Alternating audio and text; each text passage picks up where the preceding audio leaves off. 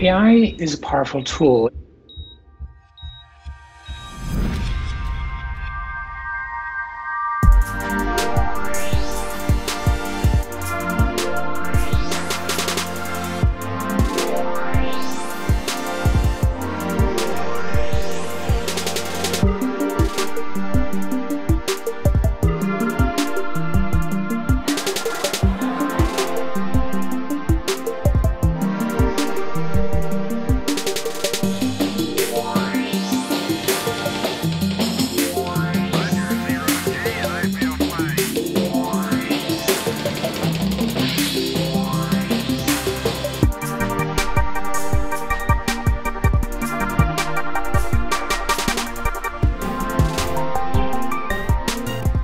This summit can help ensure that artificial intelligence charts a course that benefits humanity and bolsters our shared values.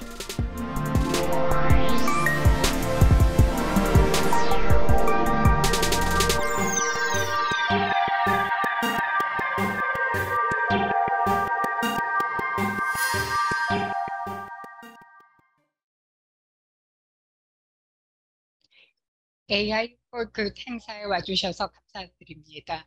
포용적인 UN 플랫폼을 위해서 ITU가 준비한 UN 자매기관과 협업을 통해서 만들어진 플랫폼을 통해서 실용적인 AI 애플리케이션을 파악해서 UN의 지속가능한 발전 목표 달성을 제공하고자 합니다. 이번 세션을 통해서 여러분들께서 라이브 비디오 기능을 사용해서 질문도 하시고 코멘트도 남겨주시기 바랍니다. 끝까지 행사 같이 해주시면 감사드립니다. 질문을 적극적으로 해주시고요. 여러 패널분들과 적극적으로 교류해 주시기 바랍니다. 신경망을 통해서 세계의 우수한 연사분들과 대화하실 수 있습니다. 첫 번째 연사분을 소개해 드리도록 하겠습니다. 여러분 안녕하십니까? 아바타 애나가 소개 말씀을 해주세요. 고맙습니다. 여러분 오늘 웨비나에 와주셔서 감사드립니다. 저는 마티아스 그레셔고요. 정보의학연구원에서 베를린에서 연구를 진행하고 있습니다. 임상 분야에서 제가 연구를 진행하면서 AI의 빛과 그림자를 저는 직접적으로 개인적으로 경험하고 있습니다. AI는 아주 강력한 툴로 입증이 되었습니다. 질병을 진단하고 고령 인구들의 삶을 지원하는 데 있어서 아주 큰 혜택을 줄 수 있습니다. 오늘 대한민국의 과학기술정보통신부와 ITU가 같이 힘을 합해서 AI for Good 행사를 진행하고 있습니다. 오늘 행사를 통해서 어린이, 고령 인구, 또 홀로 사시는 어르신들을 위해서 AI가 무엇을 해줄 수 있는지를 살펴보도록 하겠습니다. 줌을 통해서 여러분 통역을 들으실 수 있습니다. 그 웹사이트에 보시면 링크가 있고요. 뉴런 네트워크나 여러 가지 다른 방법을 통해서 참여하실 수 있습니다. 언제든지 질문을 해주시면 감사드리겠습니다. 세션이 끝나고 난 다음에 질문 시간을 갖도록 하겠습니다. 이제 대한민국의 과학기술정보통신부의 박은규 차관님을 모시고 개회사를 듣도록 하겠습니다. 박은규 차관님. Distinguished guests, ladies and gentlemen, 안녕하십니까? 신사숙녀 여러분. I'm Yoon-Gyu Park, Vice Minister for 대한민국 Science and 과학기술정보통신부 ICT of the 차관 Republic of Korea. 박은규입니다. I would like to extend my congratulations 한국의 과학기술정보통신부와 ITU가 함께 준비한 AI for Good 행사에 참여해 주신 여러분께 모두 감사드리고 이 행사의 개최를 진심으로 축하드립니다. 먼저 함께 해주신 오노에 세이조, ITU, 표준화 국장님과 모든 참가자 여러분들께 진심으로 감사의 말씀을 드립니다. 대한민국 윤석열 대통령은 최근 다보스 포럼과 뉴욕 방문을 통해 인류의 보편적 가치를 실현하는 데 디지털 기술의 역할을 강조하셨습니다. He also emphasized the importance of the international cooperation to this end. 국제사회의 협력이 얼마나 It is great 중요한지를 pleasure for us to hold this 강조하셨습니다. event 이러한 to share 시점에서 the Korean 이러한 government's 행사를 new 개최하여 AI policy 한국 정부의 새로운 and to AI explore 정책을 how to use 공유하고 AI to 인류에게 help 도움을 humanity 주는 in the 의료, field of 건강, healthcare and AI well-being. 분야의 AI 개발과 AI 활용에 is 대한 emerging 경험을 as a 나누는 core 자리를 갖게 technology 되어 매우 기쁘게 for the 생각합니다. digital era, 오늘날 인공지능은 디지털 leading 시대의 innovation 핵심 in 기술로 both the public 공공과 sector 산업 and in 현장의 industry. 혁신을 견인하고 The 있습니다. hyperscale language model AI 초거대 service 언어 모델 기반인 ChatGPT is achieving a 챗GPT는 범용 record-breaking 챗봇으로서 100 million 출시 users 2개월 만에 within 월 2 months of 이용자가 its launch. 1억 명을 돌파하는 This 등 rapidly 경이적인 evolving 기록을 달성하고 AI 있습니다. technology 이렇게 will 빠르게 provide great 발전하고 있는 opportunities, 인공지능 기술은 especially in the 특히 medical and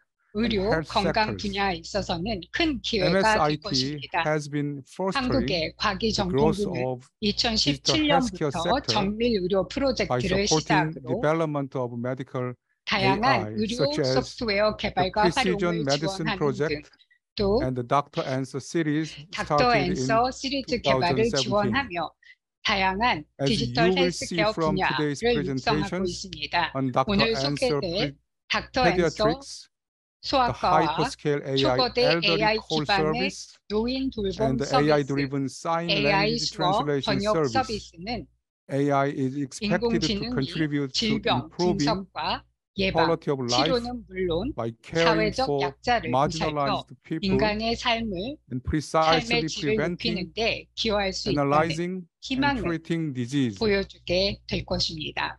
I hope we can share our 이러한 experiences 오늘 행사를 and 통해서 ideas on these 다양한 경험을 initiatives 공유하고 through 더 today's 많은 event. 아이디어를 공유할 수 The 있게 Korean 되기를 government 바랍니다. will make 한국 정부는 efforts to 앞으로도 contribute to 우수한 the ICT 역할을 sustainable 기반으로 development of 디지털 humanity 기술을 활용한 using 인류의 지속 digital 가능한 technology and 발전에 기여할 수 leveraging its 있도록 advanced ICT capacity. 계속해서 노력할 Last 것입니다. but not least, 마지막으로 좋은 I would like to 발표를 express 준비해 my 주신 sincere thanks 참석자 to all the 여러분들과 participants 오늘 who 행사를 함께 contributed to 준비해 this 주신 event.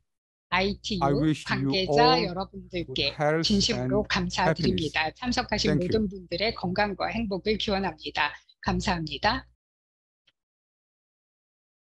박윤규 차관님, 예, 말씀 감사합니다. 자, 이제는 그 ITU의 통신 표준화국 같은 경우는 의료보건 분야에서 AI를 사용함에 있어서 이제 표준을 마련하는 데 크게 도움을 주셨습니다. 자, 그렇기에 ITU의 안우의 세이조 이제 통신 표준화 국장님을 모실 수 있게 되어 매우 기쁩니다. 국장님 부탁드립니다. 네, 박윤규 차관님 감사합니다. 과기정통부 차관님. 예, 제 이름은 오노의 세이조라고 합니다. 저는 ITU의 통신 표준화 국장입니다. 여러분 모두를 오늘의 논의에 모실 수 있게 되어서 매우 기쁩니다. 함께 해주신 여러분 모두 감사드립니다. 그리고 오늘의 웨비나를 공동 주최해 주신 대한민국의 과기정통부 측에 진심으로 감사의 말씀을 특별히 더 드리고 싶습니다. 우리는 모든 사람들이 좀 더 건강하고 그리고 행복한 삶을 더 오래 누릴 수 있게끔 하는 공유된 그 목표를 가지고 함께 자리를 하고 있습니다. 세계에 지금 증가하고 있는 인구의 연령 분포라는 것은 그 어느 때보다 그 폭이 커지고 있습니다. 우리의 아이들은 기대 수명이 많이 길어졌습니다. 그리고 또 인구의 고령화도 가속화가 되고 있죠. 그렇기 때문에 노년층을 위한 좀 더 맞춤화된 서비스가 필요합니다. 그리고 또 의료보건 시스템에 대한 요구는 그 어느 때보다 또 증가를 하고 있습니다.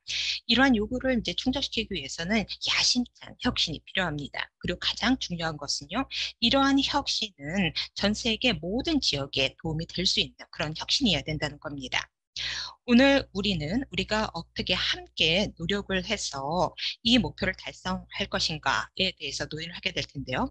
아주 훌륭하신 연사분들께서 저희가 논의를 하면 도움을 줄 수 있는 말씀을 해주실 것입니다. 디지털 헬스 그리고 또 접근성과 관련된 ITU의 이제 표준화 관련된 업무가 진행이 되고 있는데 여기서는 여러분들이 또 여러 기관들이 참여하고 있어서 우리가 모든 필요한 전문성들을 확보할 수 있도록 해주고 있습니다. 또한 우리는 세계보건기구와 또 오랫동안 파트너십을 유지를 하고 있습니다. ITU와 WHO는 소음성 난청을 예방하기 위해서 함께 노력을 하고 있는데요. 이를 위해서 음악을 하는 분들이 좀 더 안전하게 음악을 들을 수 있는 표준을 지금 제정을 하고 있고요. 또 뿐만 아니라 게임이나 e스포츠와 같은 분야까지도 저희의 표준과 관련된 노력을 확대하고자 저희가 신경을 쓰고 있습니다. 작년 같은 경우는요, 원격 의료 서비스와 관련된 접근성과 관련된 표준을 제정한 바가 있습니다. 좀 더 포용적인 의료 보건을 위한 굉장히 중요한 단계라고 말씀을 드릴 수가 있습니다. 왜냐하면 장애가 있는 분들이 자신들의 그런 니즈를 충족시키기 위한 모든 원격 보건 서비스를 믿은 상태에서 의존할 수 있는 것이 어렵다라는 말씀을 오랫동안 해주셨기 때문에 그렇습니다. AI 분야에 있어서는 ITU와 그리고 WHO는요, 좀 의료보건 전문가들의 신뢰를 획득하기 위한 AI를 위한 AI 관련된 그런 근간을 마련을 하고 있습니다. 보건 분야에 있어서 AI의 기여를 좀 더 확대시키기 위해서 노력을 하는 것이 우리의 목표입니다. 그리고 또 저희 그룹에서는요, 개발자들 그리고 이제 규제 당국을 지원하기 위한 벤치마크 프레임워크를 만들어서 AI 솔루션을 좀 더 인증을 할 수 있게끔 하고자 하고 있는데 의료기기 분야에서 진행되는 것과 마찬가지라고 보시면 될 것 같습니다.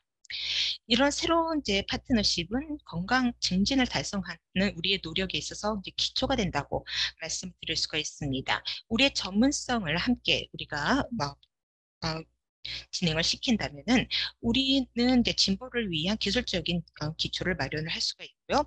또 뿐만 아니라 우리의 목소리를 함친다면 우리는 변화도 가속화시킬 수 있을 거라고 생각을 합니다. 이것이 바로 AI for Good 플랫폼의 주요 이제 목표이고 또 이러한 이제 파트너십을 위해서 우리가 노력을 해야 될 것입니다. 우리는 온라인상에서 여러분 모두께 계속 지원을 해드릴 것이고요. 그리고 또 올 7월 초반에요. 2019년 이후에 처음으로 제네바에서 직접 회의를 개최를 하고자 합니다. 본 회의에서는요, 새로운 이제 프로젝트를 위한 이제 을 강화하게 될 거고, 또한 이제 행동 참여 요청, 그리고 파트너십을 강조하게 될 것입니다. 전 세계적인 전문가분들이 발표를 해주실 거고 또 최첨단의 AI 솔루션의 데모도 이루어질 것이고요. 또 AI의 영감을 받은 공연이라든지 작품들도 시연이 될 예정입니다. 그리고 또 세계 최대 규모의 휴머노이드 그리고 이제 특수 로봇이 모이는 또 장소가 될 것입니다. 여러분 모두 함께 해주시기를 기대하고요. 아마 모두가 기억할 수 있는 그런 행사가 될 것입니다. 고맙습니다. 네, 오늘 이주 국장님 감사드립니다. 네, 6월 7일에 제네바에서 열리는 서밋 모두 기대하고 있겠습니다. 오늘 이제 대한민국 디지털 전략에 대해서 인공지능 기반 정책 과장님이신 최동원 과장님의 발표를 듣도록 하겠습니다. 최동원 과장님께서 이제 대한민국의 디지털 전략에 대한 소개 말씀을 해주시겠습니다. 최동원 정책과장님께서는 한국의 디지털 전략에 대해서 상세히 발표해 주시겠습니다. 최동원 과장님 부탁드립니다. 안녕하십니까. 과학기술정보통신부 인공지능 기반 정책과장 최동원입니다. 현재 가장 중요한 트렌드 중에 하나인 인공지능과 관련해서 논의의 장을 마련해 준 ITU 여러분들께 감사의 말씀을 드립니다. 저희는 오늘 그 대한민국의 인공지능 정책 현황에 대해서 최근에 과기정통부가 발표한 자료를 토대로 간략하게 말씀드리도록 하겠습니다. 저희 계획의 그 이름은 인공지능 일상화 및 산업 고도화 전략인데요. 목차는 보시는 바와 같습니다. 인공지능은 잘 아시겠지만 빠른 속도로 성장하고 있습니다. 기존에는 단일지능 중심이었는데 최근에 초고대 AI와 복합지능으로 진화하고 있고요. 설명 가능한 인공지능 또는 토양의 데이터를 학습 가능한 인공지능 등 차세대 인공지능에 대한 연구가 가속화되고 있습니다. 아울러 인공지능은 반도체 등 하드웨어와 결합해서 그 인공지능의 성능이 획기적으로 향상되는 혁신이 이루어지고 있습니다. 이와 함께 기존의 인공지능 한계를 극복하는 인공지능 혁신 모델이 등장하면서 인공지능은 새로운 글로벌 경쟁 국면에 진입하고 있습니다. 한국의 인공지능 산업에 대해서 간략하게 말씀드리겠습니다. 여기 표를 보시면 국내 인공지능 기업 수가 2020년에 933개이던 것이 2022년에는 1915개로 대폭 증량했고요. 시장 규모도 최근 3년간 연평균 42.7% 정도로 국내 시장의 매출이 엄청나게 증가하고 있습니다. 아울러 그 기술적인 측면에서도 최고인 미국 대비해서 격차를 꾸준히 좁혀나가고 있습니다. 아울러 인공지능의 윤리와 신뢰성과 관련해서 그 지난 9월 달에 저희 그 대한민국의 대통령님께서 직접 뉴욕에서 뉴욕 구상을 발표한 바 있으시고요. 그리고 인공지능 윤리 포럼이라든지 인공지능 법제 정비를 위한 TF를 운영해서 여러 가지 법제도적 정비 사항들을 발굴해서 추진하고 있습니다. 다만 저희가 생각하고 있는 어떤 대한민국의 산업이나 기술적인 성장에도 불구하고 실제 기업 현장에서 인공지능 주임 도입률이 현재 한 14.7% 정도로 확인되고 있고, 국민들은 인공지능이 일상생활을 크게 바꿀 수 있다라고 믿는 반면에 실제 이용 경험은 32.4% 정도로 부족한 어떤 한계가 있는 상황입니다. 산업 기반을 토대로 인공지능을 국민의 일상 속으로 확 주입했습니다. 크게는 국민과 함께 인공지능의 혜택을 공유하면서 대규모 인공지능 수요 창출을 프로젝트를 추진하고 새로운 글로벌 경쟁 국면에 대응해서 기술 산업 경쟁력을 확보하고 세계의 모범이 되는 디지털 원칙과 법 제도를 정립해 나가려고 합니다. 대표적인 과제를 말씀드리겠습니다. 우선 인공지능을 국민 일상생활 곳곳으로 확산해서 취약계층을 보살피고 민생 문제를 해결해 나가려고 합니다. 과기정통부 과학위회에 다른 여러 부처들과 협의해서 그 독거노인, 혼자 사시는 어르신을 대상으로 인공지능 돌봄 로봇을 보급해서 안부라든지 건강 상태를 묻고요. 그 소상공인에게는 인공지능 로봇이라든지 인공지능을 위한 콜센터 지원 이런 부분을 통해서 어려운 그 중소기업의 그 경영 환경을 개선할 수 있도록 지원할 계획입니다. 이를 통해서 국민과 함께 디지털 혜택을 공유하고 대규모 인공지능 수요도 창출해 나가겠습니다. 아울러 인공지능은 전 산업 분야에 적용되어서 혁신을 가져올 수 있는 기술이기 때문에 기존의 여러 가지 전통 산업들과 인공지능의 융합을 전면화할 계획이고, 특히 최근에 이슈가 되고 있는 챗GPT와 같은 초고대 인공지능 모델을 중소벤처기업들이 활용할 수 있도록 지원할 계획입니다. 아울러 인공지능이 기존 산업과 접목해서 여러 가지 제품 솔루션을 개발할 수 있도록 제조 분야, 콘텐츠 분야 등 10대 분야를 중심으로 여러 가지 지원 사업을 추진할 계획입니다. 행정 영역뿐만 아니라 입법 영역, 사법 영역까지 대폭 확대해 나가고자 합니다. 특히 대표적인 예들을 좀 몇 가지 말씀드리면 현재 저희가 그 한약재를 유통하기 위해서는 정부의 그 유통 허가를 받아야 되는데, 이때 사람들이 그 허가를 하던 것들을 인공지능을 이용해서 좀 할 수 있을 것 같고요. 또 교통법규를 위반했는지 판단이라든지 그다음에 건축물을 원래는 지어야 되지 않을 곳에 지었다든지 그런 어떤 부분을 탐지하는 부분을 사람이 기존에 했던 것들을 인공지능을 이용해서 효율성을 높일 계획입니다. 다음은 인공지능의 기업의 성장과 해외 진출에 대한 지원을 해 나가겠습니다.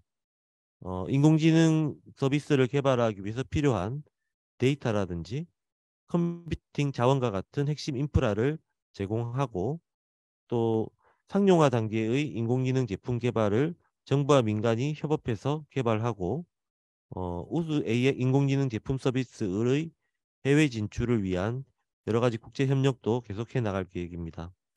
아울러 인공지능 제품의 기획, 공동 개발, 실증 전 과정에서 해외에 있는 유명 기업 연구소와 협력하는 체계를 갖춰 나가고 또 현지 진출을 지원하는 우수 인공지능 기업들의 국내 인공지능 기업들에게 여러 가지 도움이 될 수 있는 해외 거점을 만들어서 저희가 여러 가지 지원도 해 나갈 계획에 있습니다. 다음은 인공지능 기술과 인프라 부분입니다. 저희가 현재의 인공지능 딥러닝이 가진 어떤 한계를과 함께 지금 반도체 현재 GPU를 사용하는 부분은 어느 정도 확산이 되고 있지만 뉴럴 프로세싱 유닛 또는 프로세싱 인 메모리와 같은 어떤 최신이기 때문에 이런 부분에 대해서 지원할 수 있는 기술 개발 과제들을 정부 주도로 민간과 협업해서 추진해 나갈 계획입니다. 아울러 인공지능 기술을 이용해서 공공 분야, 산업 분야의 그동안 풀지 못했던 난제를 해결할 수 있는 그런 기술 개발도 착수하려고 합니다. 아울러 저희 한국 내에 있는 여러 대학들의 인공지능을 집중적으로 연구할 수 있는 센터를 구축해서 우리나라 인공지능 기초기술력도 강화하는 한편 기업들이 어려운 점을 인공지능 기술로 해결해 주는 센터를 구축해서 저전력 교효율의 컴퓨팅 자원이 제공될 수 있는 방법도 검토해 나가도록 할 계획입니다. 법 제도 측면에서 디지털 시대의 세계 모범이 되는 신질서 정립을 위한 여러 가지 과제들도 추진해 나갈 계획입니다. 누구나 디지털 혜택을 향유하기 위한 보편적 권리 선언으로 디지털 권리 장전을 마련하고 디지털 권리 장하기 위한 최상위 법률로 디지털 사회기본법을 제정해 나가려고 합니다.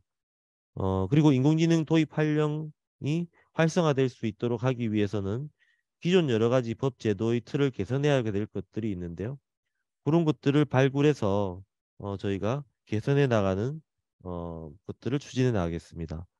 그리고 인공지능 윤리와 신뢰성 분야에서도 책임 있는 인공지능 개발이 이루어질 수 있도록 어떤 개발자들에 대한 신뢰성 있는 인공지능 개발 안내서를 마련해서 보급하고 그 준수 여부에 대해서 널리 확인할 수 있도록 인공지능 신뢰성에 대한 검인증 체계를 구성해서 민간 자율적인 시행을 지원하도록 하겠습니다.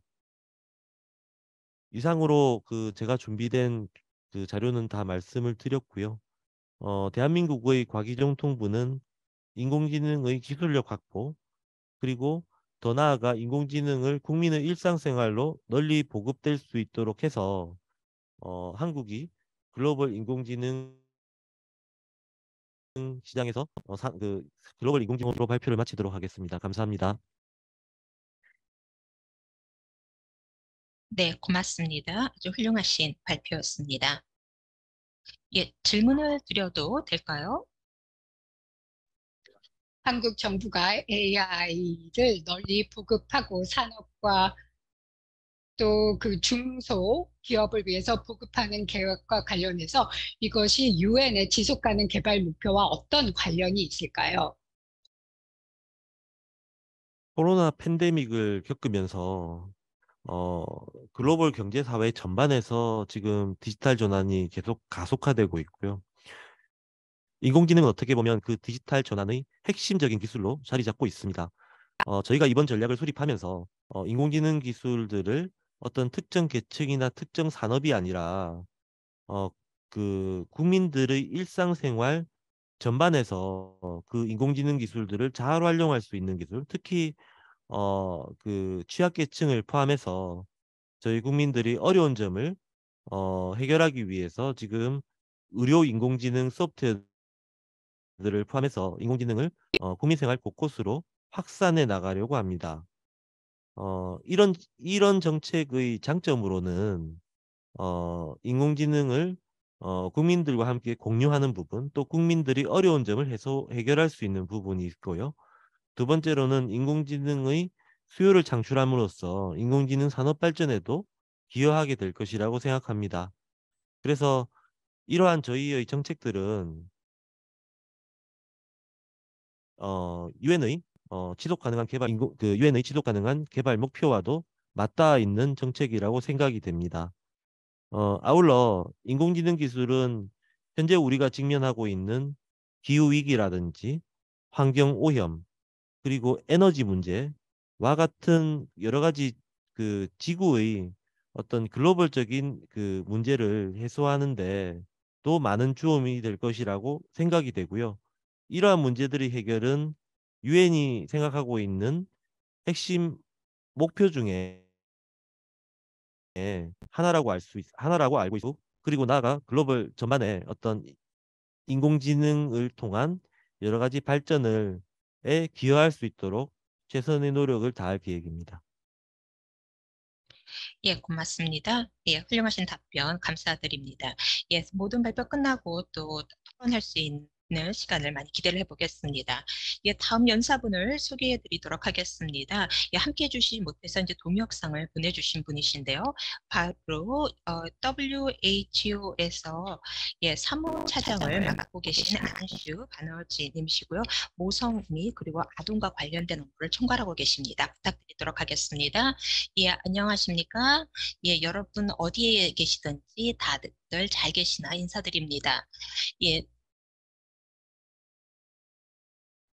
예, 다시 한번 여러분 안녕하십니까? 전 세계 다양한 곳에서 참석해준 여러분들 예, 감사하고 또 인사드립니다. 이 20세기 동안 이 연령 구조가 계속해서 변화했었습니다. 이제 기대 수명도 늘어나고 또 이제 출산율이 줄어들었기 때문에 그렇습니다. 이전 세대하고 비교했을 때 사람들은 더 길게 살고 있고요. 그리고 전반적으로 인구 수는 늘어나고 있습니다. 2030년이 되면 전 세계 6명 중에 1명이 60세 이상의 인구가 될 거라고 합니다. 그리고 또 이제 국가들의 이제 지리학적인 측면에서 봤을 때 노인 인구가 유럽에서 이제 동아시아 쪽으로 주로 이제 변경이 될 거다. 그러니까 지금 동아시아 쪽에 더 많은 노년 인구가 있을 것이다라고 예측이 되고 있습니다. 그래서 2050년까지 우리는 아동의 질환이라든지 또는 뭐 그리고 또 관련된 이제 사망률들을 이제 줄이기 위해서 이제 많은 노력을 해야 될 것입니다. 그런데 이러한 이제 기회들은 우리가 생각하고 있는 많은 그 기회들은 이제 사람들의 이제 보건이 그러니까 건강이 있어야만 이제 가능한 것입니다. 2020년도에요. 저희 회원국에서는요. 좀 노인들이 좀 더 안정적으로 그리고 더 오래 삶을 이제 누릴 수 있기 위한 그런 커미트먼트를 강화한 바가 있는데 바로 제74 세계보건총회와 그리고 제75차 유엔 총회에서 이제 밝힌 내용들이 되겠습니다. 좀 더 통합적인 보건 그리고 이제 장기 요양 서비스의 이제 접근성을 늘리기 위한 그런 강력한 의지가 있습니다. 이는 이제 노인들의 웰빙과 또 건강을 위해서 매우 중요한 거로 볼 수가 있습니다. 코로나19 그리고 이제 분쟁 그리고 기후 변화들이 지속 가능한 목표를 이제 달성함에 있어서 큰 장애가 되고 있습니다. 보편적인 건강보험을 이제 위한 그런 목표도 달성하는데 어려움이 겪고 있는데 우리는 이제 2030년까지 이러한 이제 목표들을 이제 달성하기 위해서 더 노력을 이제 하고 있습니다. AI 기반의 그런 기술들은 저희가 이러한 어려움들을 이제 극복하는 데 도움을 줄 수 있을 거라고 보고 있습니다. 이제 보편적인 건강보험 등에서 이제 도움이 될 수 있을 거라고 보고 있는데 특히 이제 노인들을 위한 장기 요양 서비스 등에서 도움이 될 거라고 보고 있는 것입니다. 그리고 이제 WHO에서는 이 노화 그리고 이제 건강 이런 부분과 관련돼서 AI의 사용이 이제 증가된 것을 목도를 한 바가 있습니다.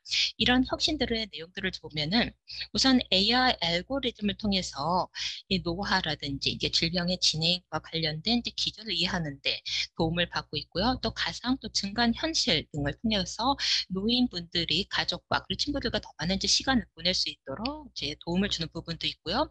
그리고 또 금융 사기로부터 또 노인분들을 이제 보호하는 부분, 그리고 또 지속된 모니터링과 이제 조기 경보 등을 통해서 이제 달성하는 것이죠. 그리고 또 뿐만 아니라 이 좀 더 개인화된 교통 수단을 이제 제공함으로써 모든 사람들이 좀 더 원활하게 이동할 수 있도록 또 해주고 있습니다. 그리고 또한 이제 도시 계획을 이제 수립하시는 분들도 노인 인구의 이런 니즈들을 예측할 수 있도록 이제 노선을 계획하는 데도 도움을 주고 있고요. 그리고 또 뿐만 아니라 또 노화와 관련된 여러 가지 부분에 있어서 또 된 어려움들에 대처하도록 도움을 주고 있습니다. 예를 들어서 이제 심박수를 뭐 측정을 한다든지, 그리고 또 뿐만 아니라 가전 제품들은 뭐 제대로 이제 사용되고 있는지, 뭐 수면 패턴 어떤지, 또 식사는 하고 있는지, 그리고 또 뿐만 아니라 컴퓨터 비전이라든지 또 웨어러블 디바이스를 통해서 뭐 낙상등이 있는지를 파악을 하고 있습니다. 이렇게 함으로써 이제 의료기관에서 좀 비정상적인 상황이 발생했을 때 바로 어떻게 이제 도와줘야 되는지 바로 의사결정을 해서 이제 도움을 이제 주고 있는 것입니다. 또한 로봇, 반려동물, 챗봇, 그리고 합성 AI 에이전트들이 우리에게 사회적 자극을 제공해주고 엔터테인먼트도 제공해줄 것입니다. 또 약을 먹어야 될 때면 그것을 알려주고 신체, 정신적인 연습과 운동을 할 수 있도록 도움을 줄 것입니다. 이러한 AI 솔루션들은 개개인의 행동 패턴과 니즈에 맞는 안내를 해줄 수 있습니다. 예측적인 AI는 다양한 소스에서 온 정보를 취합할 수 있습니다. 약병, 처방전, 건강 기록, 이 모든 정보를 종합해서 개인적으로 맞춤형된 건강 지원을 제공해주고 특히 고령 인구들에게 적합한 간병을 해줄 수 있습니다. 웨어러블 디바이스를 통해서 수면과 호흡 패턴의 변화를 감지할 수 있으며 마음 챙김 그리고 깊은 심호흡을 가능할 수 있도록 안내해 줄 것입니다. 그래서 장기적인 트렌드 정보를 확보할 수 있게 될 것입니다. AI와 게임화 기술을 통해서 신체의 재활을 활성화시키고 집에서 지적 훈련과 신체 재활 활동을 할 수 있을 뿐만 아니라 개개인의 신체와 관심사에 맞는 활동을 지원해 줄 수 있습니다. 문자 음성 전환과 컴퓨터 비전, 사진, 화폐, 물체, 라벨 여러 가지 장면을 파악해 줌으로써 안면 장애가 있는 고령 인구들에게 구체적인 도움을 줄 수 있습니다. 증강현실이나 가상현실을 통해서 생애 마지막 단계에 있는 어르신들에게 돌봄 활동을 제공할 수 있고 간병인과 간병을 하는 가족들과 의사소통을 할 수 있도록 해줄 것이고 여러 가지 간병 옵션에 있어서 어떤 금전적인 영향을 미치는지를 어르신들이 직접 이해할 수 있도록 할 것입니다. 그리고 간호를 하는 가족들에게도 구체적으로 상황에 맞는 도움을 제공해 줄 수 있습니다. 또한 AI, 알고리즘 개선을 통해서 강력한 컴퓨터와 디지털 데이터를 통해서 보건의료 서비스와 장기적인 간병의 효율성을 높임으로써 고령 인구들의 니즈에 좀 더 적합한 신체적, 정신적 지원을 할 수 있을 것이며 이를 통해서 오랫동안 삶의 질을 높게 유지할 수 있게 될 것입니다. 또한 디지털화가 가속화되면서 접근성의 불평등이 심화되었습니다. 특히 고령 인구는 디지털한 연결에 있어서 젊은이들보다 부족한 점이 많습니다. 특히 코로나19 위기를 겪으면서 고령 인구는 특히 백신 접종을 온라인으로 예약한다든지 또 온라인으로 연금을 신청한다든지 식품과 의료에 대한 접근성을 확보하는 데 있어서 여러 가지 어려움이 있었습니다. 어르신들의 디지털 역량이 부족했던 것이죠. 그 결과 원격 진료와 또 여러 가지 서비스에 있어서 불평등이 심화되는 문제가 생겨났습니다. 그렇기 때문에 미래의 디지털화를 통해서 모든 세대의 사람들을 아울릴 수 있는 포용적인 솔루션이 마련되어야 할 것입니다. 결론을 짓도록 하겠습니다. WHO AI 기술 보고서가 작년에 발표되었는데요. AI가 지원하는 간병을 통해서 사회적 돌봄과 건강의 돌봄에 있어서 혁신적인 변화를 가져올 수 있습니다. 그런데 특히 중저소득층 국가에 있어서는 추가적인 연구가 필요합니다. 좀 더 그 AI의 효율성을 높이기 위해서는 더 많은 연구가 필요합니다. 앞으로 5년 동안 WHO는 보편적 의료 보장을 더욱 확대할 수 있도록 더 많은 노력을 기울일 것이며 동시에 UN의 SDG 목표를 달성하기 위해서 보건의료 분야의 디지털 혁신을 적극적으로 추진해 나갈 것입니다. 감사합니다. 예, 말씀 감사합니다. 이제 다음 연사분을 모시도록 하겠습니다. 예, 최종희 교수님이시고요. 최종희 교수님은 소아과 전문의로서 예, 서울대학병원에서 현재 근무를 하고 계십니다. 예, 서울대병원에서 수련을 하셨고 또 이제 콜롬비아 대학에서 또 포스닥을 하셨고요. 지금은 서울대학병원에서 그 유전체학 의학을 담당을 하고 계십니다. 예, 데이터와 또 AI를 활용해서 이제 환자의 안녕을 어떻게 증진시키고 있는지에 대해서 말씀해 주시겠습니다. 교수님 부탁드립니다.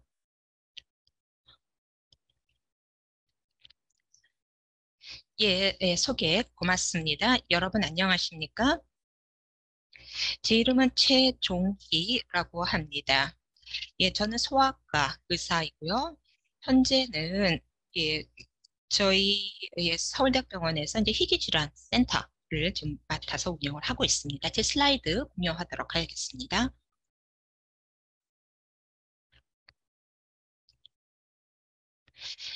예, 잘 보이시나요? 화면? 네. 우선 예, 이 소아 희귀 질환에 대한 저희 프로젝트, 그러니까 바로 이제 AI 솔루션에서부터 유전적 진단 그리고 이제 환자 진료에 대한 내용들을 말씀을 드릴 수 있게 돼 매우 기쁘게 생각합니다. 저는 희귀 질환에 대해서 먼저 말씀을 드리고요. 그 다음에 저희 현재 프로젝트에 대해서 좀 말씀을 드리도록 하겠습니다. 그리고 저희 프로젝트의 이제 궁극적인 목표에 대해서도 설명을 드리도록 하겠습니다. 자, 희귀질환에 대해서 먼저 설명을 드려보면은 사실 국가마다 희귀질환에 대한 정의는 다 다릅니다. 미국 같은 경우는요, 희귀질환이라 하면은요, 이게 20만 명 이하의 인구에게 영향을 미치는 질환이 되겠습니다. 근데 한국 같은 경우는 그 기준에 되는 유병률은 더 낮습니다. 20만 명이 아니라 2만 명 이하거나 아니면은 그 질환의 영향을 받고 있는 환자들의 수가 알려져 있지 않은 경우 희귀 질환이라고 하고 있습니다. 현재 8천여 개의 이제 희귀 질환들이 있는데요. 이 중에서 80여 개가 유전적인 질환이고요. 그리고 75%가 조기 발현이 되고 있습니다. 그러나 안타깝게도요, 이러한 희귀 질환의 10%만이 치료 가능합니다. 예, 희귀 질환의 증상은 여러 개의 장기에서 이제 발현이 되고 있는데 이런 증상들은 복잡하고 또 겹칩니다. 또 이제 아이들 같은 경우는 시간이 지나면서 또 바뀌기도 합니다. 그렇기 때문에 정확한 진단을 내리는 것이 어려울 수가 있습니다. 이게 유전체 기술이 이제 발전에 하더라도요, 희귀질환에 대한 그 진단은 오래 걸립니다. 특히 이제 소아 같은 경우는 그 진단까지 5년에서 30년이 걸릴 수도 있습니다. 질환의 이러한 복잡성 때문에 그리고 표현형, 유전체형의 상관관계도 다양하고요. 또 전문가들도 이제 부족하기 때문에도 이 진단이 어렵다라고 이제 말씀을 드릴 수가 있는 것입니다. 한국 같은 경우는요, 의료 자원이 주로 특히 이제 희귀질환 관련된 의료 자원이 수도권 지역에 집중이 되어 있습니다. 따라서 희귀 질환이 의심이 되는 대부분의 환자들 같은 경우는요, 최종 진단을 받기 전에 최소한 4개 이상의 병원을 방문을 하게 됩니다. 최종 진단을 받고 난 이후다 하더라도요, 장기적인 치료 또는 이제 진료를 위해서 지역에 있는 병원으로 돌아가는 것이 쉽진 않습니다. 제가 말씀드린 이런 문제들을 해결하기 위해서 저희가 AI 프로젝트를 위한 계획을 이제 수립을 하게 되었습니다. 이는 이제 의료 서비스 관련된 간극을 줄이고 또 이제 의료 서비스의 연속성을 이제 담보하기 위한 것입니다. 지역 병원 내 의료진이 좀 더 적시에 유전체적인 진단을 할 수 있도록 이제 도움을 줄 것이고요. 또 이제 정확한 진단에 이제 기초해서 유전적 이제 진단에 이제 기초를 해서 좀 더 이제 최근에 치료 정보도 제공이 되고 또 적절한 치료도 이제 환자를 위해서 장기적으로 이제 제공이 될 수 있는 것이죠. 제가 말씀드린 이런 어려움들을 이제 극복하기 위해서 저희가 AI 프로젝트를 위한 계획을 수립했다 말씀을 드렸는데 그 프로젝트명은 A4C가 되겠습니다. 4개의 C는요, Connection, Curation, Customization, Continuum의 C가 되겠습니다. 저희는 6만여 명의 이제 희귀질환 환자로부터 이제 데이터를 취합을 했고요. 또 정확한 유전체적인 그 진단과 관련된 데이터 같은 경우는요, 이제 수도권 지역에 있는 의료기관으로부터 6곳의 의료기관으로부터 이제 확보를 한 게 되겠습니다. 그리고 또 뿐만 아니라 저희는 이제 진단의 정확도를 위해서 딥러닝 알고리즘을 또 개발을 하였고요. 좀 더 또 희귀질환별로 또 맞춤화된 치료 정보를 또한 이제 취합을 하고자 하고 있습니다. 그리고 또 뿐만 아니라 이제 진료가 연속적으로 제공이 될 수 있게끔 하기 위해서 환자를 전주기에 걸쳐서 모니터링할 수 있도록 이제 계획도 수립을 했습니다. 자, 저희 프로젝트를 통해서 어떤 좋은 결과가 있는지 좀 말씀을 드리도록 하겠습니다. 우선 이제 유전체 진단 소프트웨어라고 부르는 건데 게놈 진단 소프트웨어죠. 지금 여기 8살 소년이 있습니다. 이 팔하고 손하고 이제 발에 있어서 2년 이상의 점점 더 악화되는 통증을 앓고 있었던 그런 아이가 되겠습니다. 그러니까 지역병원 4곳을 방문을 했다고 합니다. 그러니까 저희 병원에 내원하기 전에 이제 다른 곳에서 이제 계속해서 이제 치료를 받았던 거긴 하죠. 그런데 이제 정확한 진단은 되지 않았던 거고, 이제 서울 수도권 지역에서 이제 진료를 받으면서 파브리병 이제 진단을 받게 되었습니다. 다행히도 저희는 이제 치료할 수 있는 약물이 있었고요. 이 약물을 통해서 QOL도 많이 개선시킬 수 있었고요. 그리고 이제 신부전에 관련된 이제 합병증 등을 예방할 수가 있었습니다. 그런데 최종 진단에서 그리고 이제 치료까지 6년이라는 시간이 소요가 됐습니다. 이것이 이제 과거 그리고 현재의 모습이기도 한데 저희는 이러한 게놈 진단 소프트웨어를 활용해서 이제 의료진들은요, 임상 정보를 입력을 하고요. 이 게놈 데이터, 즉 유전체 데이터를 로딩을 하게 되면은 이 소프트웨어 쪽에서는요, 이 파브리 질병과 관련된 이제 진단을 이러한 이제 게놈 분석의 기초에서 이제 줄 수가 있는 것입니다. 그렇기 때문에 이제 2차 병원에 있는 의료진도 좀 더 빠르게 이제 치료를 시작할 수 있는 것입니다. 그러니까 이제 진단에서 치료까지 소요되는 시간이 몇 개월로 단축이 될 수가 있다는 얘기가 되겠습니다. 제가 두 번째로 이제 말씀드리고자 하는 이제 시나리오는 바로 치료와 관련된 소프트웨어가 되겠습니다. 희귀 질환과 관련된 치료가 가능한 비율이 이제 10%밖에 안 된다고 이제 말씀을 드렸습니다.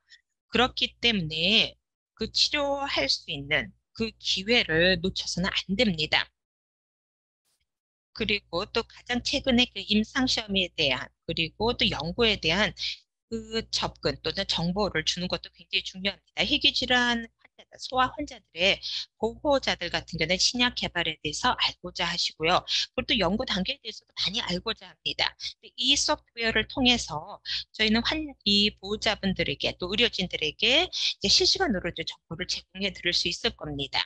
업데이트된 그 치료 정보를 제공을 함으로써 이 지역병원에 있는 의료진이 환자를 3차 병원으로 아주 시적절하게 짧은 시간 내에 의뢰할 수 있게 될 거고요. 그러니까 이렇게 되면 이제 환자와 의료진의 관계도 좋아질 것이고 또 환자와 그 보호자들이 병원을 이제 쇼핑을 하지 않아도 된다는 그런 또 장점이 생깁니다. 자, 세 번째로 말씀드리고자 하는 것은요. 이건 바로 환자를 모니터링하는 소프트웨어 관련된 시나리오가 되겠습니다.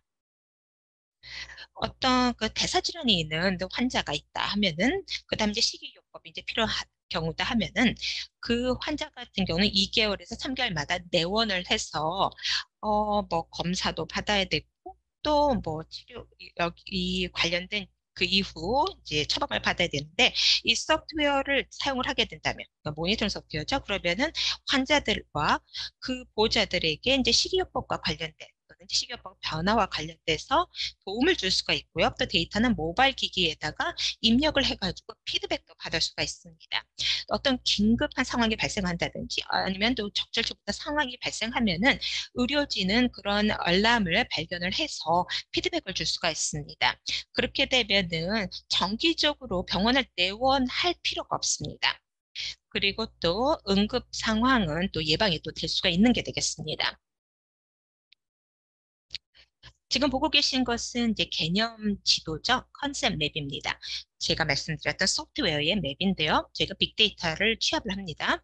그리고 난 다음에 저희가 다면적인 분석을 진행을 합니다. 여기는 두 개의 이제 서비스 채널이 있습니다. 웹 기반의 이제 인터페이스가 지역에 있는 이제 병원들에게 제공이 되고요. 그리고 또 환자와 그리고 보호자들을 위해서 모바일로 이제 서비스가 제공이 되는 것입니다. 저희 조직도입니다. 이 프로젝트의 조직도인데요. 보시는 것처럼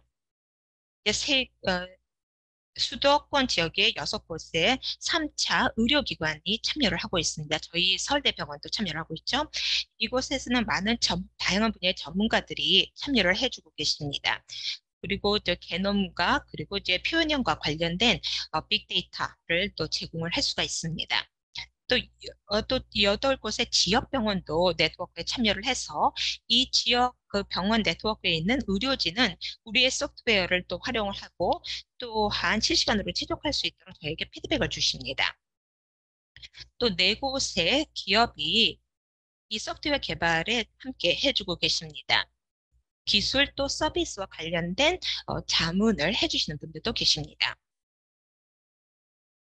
물론 AI 교육을 위한 그런 소프트웨어를 위해서 저희는 25,000여 명의 환자들의 개념 그리고 표현형 데이터를 사용하고 있습니다. 이것은 바로 이제 수도권에 있는 병원으로부터 취합이 된 거고요. 그리고 저희는 오픈된 공공 DB에서도 데이터를 취합을 하고 있습니다. 저희는 딥러닝 기반의 AI 모델을 개발을 하고 있는데 이는 좀 더 정확하게 저희가 이 변이의 병원성을 확보하기 위한 것인데 여기는 300만여 개의 변이와 관련된 정보들이 포함이 되는 게 되겠습니다. 그리고 또한 저희 소프트웨어의 진단 기능을 저희가 여러 이제 진단 질병 단계별로 저희가 검증을 하게 되는데 그때 저희가 이제 8곳의 지역병원으로부터 이제 정보를 확보하는 거고 그리고 또 이제 이 병원이 바로 이 소프트웨어를 사용하는 것이죠. 그리고 또 이제 저희가 피드백을 실시간으로 받아서 이 일을 통해서 저희 소프트웨어를 갖다가 최적화하게 됩니다. 우리의 목표는요. 결국은 이제 이 병원성과 병원성 이제 변이와 관련돼서 이제 94%의 정확도를 가지고 이제 맞추는 거라고 할 수가 있습니다. 자, 치료 소프트웨어에 관련돼서 이제 말씀을 드리도록 하겠습니다. 저희는 그 33억 레퍼런스로부터 데이터를 크롤링을 하고 있고 또 취합을 하고 있습니다. 조금 복잡한 슬라이드이기 때문에 이번 슬라이드는 말씀을 드리지 않고 넘어가도록 하겠습니다. 예, 장기 관리 소프트웨어에 대해서 좀 말씀을 드리자면은 사실 희귀 질환별로 모니터링 소프트웨어를 만드는 것은 불가능합니다. 그래서 저희가 2개의 질병을 위해서만 마련을 하고 있는데 첫 번째가 대사질환입니다. 여기서는 식이요법이 필요한 것이죠. 그 다음에 2번째 질환 종류 같은 경우는 바로 일반적인 이제 신체적인 치료가 필요한 부분인데 나중엔 저희가 다른 이제 희귀 질환 분야별로 확대를 해 나갈 계획입니다. 지금 보고 계신 것은 모바일 화면의 예가 되겠습니다. 환자들이 보면 화면들이 되겠습니다. 저희는 여기 4가지 분야에서 이제 서비스를 제공을 하고 있는데 내원, 약물 관리, 그리고 증상 관리 같은 부분은요. 사실 그 희귀질환의 모든 희귀질환에서 다 적용이 됩니다. 그 다음에 맞춤화된 관리, 뭐 재활이라든지 뭐 식이요법 치료, 뭐 이런 부분들 같은 경우는 뭐 제가 앞에서 말씀드린 것처럼 각각의 질환에 맞게끔 진행이 되겠습니다. 지금 모바일 기기에 이제 3가지 화면을 보고 계신데요. 대부분의 이제 희귀질환 환자들이 사용을 하는 겁니다. 내원과 관련된 부분이고요. 예를 들어서 최근 내원한 일자가 언제인지, 그 다음 내원 일정은 어떻게 되는지, 약물 관리 화면, 그리고 이제 증상 관리 화면 등이 여기 나와 있습니다.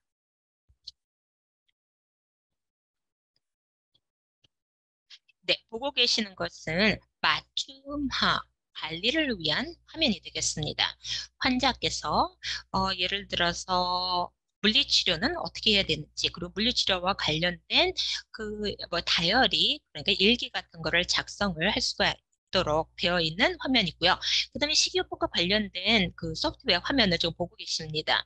모바일로 이제 화면이 되는데 이제 보호자께서는요 칼로리를 여기서 계산을 하고 있고 여기 따라서 이제 식사를 또 바꿀 수도 있고 뭐 스스로 또 체크업도 할 수도 있습니다. 이러한 활동을 통해서 환자들의 수능도도 개선을 시키고 또 예상치 못했던 응급 상황도 막을 수가 있습니다. 자, 이제 정리를 좀 해보도록 하겠습니다. 이게 저희의 궁극적인 이제 목표가 여기 나와 있는데요. 그러니까 전 A4C 프로젝트를 통해서 저희는 3개의 목표를 이제 달성하고자 하는 건데 기술적인 부분과 관련돼서는요. AI 게놈 진단 기술을 위해서 글로벌 표준을 마련을 해서 지역 병원에서 이제 활용을 할 수 있게 도움을 주고자 하는 겁니다. 그리고 이런 기술 발전을 통해서 저희는 시장에 이제 참여를 하고자 하는데 이 시장 같은 경우는 뭐 한국에서도요. 2030년까지 그 시장 규모가 30조 불 정도가 될 거라고 예상이 되고 있습니다. 또 이제 이러한 이제 기술 발전을 통해서 저희는 이제 게놈 분석을 좀 더 저렴하게 희귀 질환 환자들 그리고 이제 보호자들에게 제공을 할 거고 또 빠른 시간 내에 또 진단을 할 수 있게끔 할 거고요. 또한 이제 환자들이 이제 수도권 지역으로 계속해서 모일 필요도 없게끔 그래서 이제 의료 서비스가 수도권 지역에 집중되는 것을 막아서 비용도 줄이고 또한 이제 환자와 또 의료진의 시간도 절감해 줄 수 있을 거라고 기대를 하고 있습니다.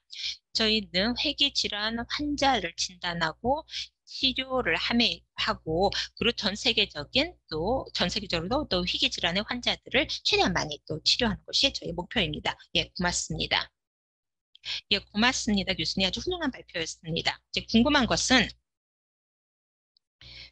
제가 소아과 의사고 제가 또 이제 소규모, 중소규모 병원에서 근무를 하고 있다면은 이러한 이제 AI for Children 그 게놈 프로젝트에 있어서 여기서 제가 뭐 언제 참여를 할 수 있는지 어떻게 할 수 있을까요? 사실 한국 같은 경우는 이러한 엑솜 시퀀싱은 널리 되고 있습니다. 지역병원에서도 이러한 유전체 관련된 뭐 서열, 결정, 뭐 이런 부분들 같은 경우는 많이 되고 있습니다. 그리고 또한 질환의 변이를 확인한다는 것은 굉장히 중요합니다. 그래서 저희는 이제 빅데이터를 확보를 해서 그 지역 병원에 있는 의료진들에게 이 어떤 변이의 병원성을 추정하는데 도움을 드리고 있습니다.